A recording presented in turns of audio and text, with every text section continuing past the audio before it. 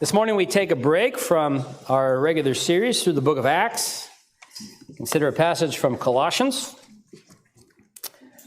You may be wondering why that is.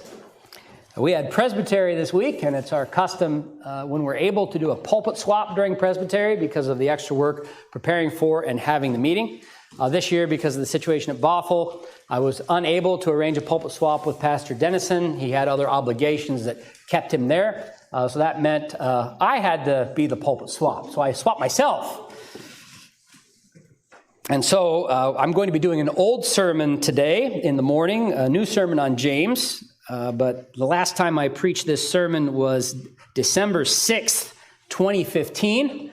As I look out here, I think actually most of you were not in this church in 2015, given the comings and the goings of the church over the years. So this is an old sermon. I've refreshed it, redone it, and put some work into it. But I want you to know I am plagiarizing myself this morning. Full disclosure.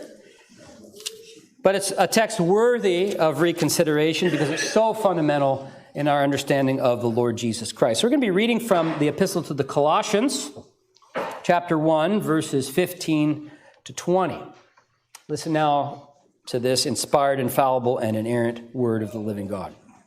Speaking of Jesus, he says this: He is the image of the invisible God, the firstborn of all creation.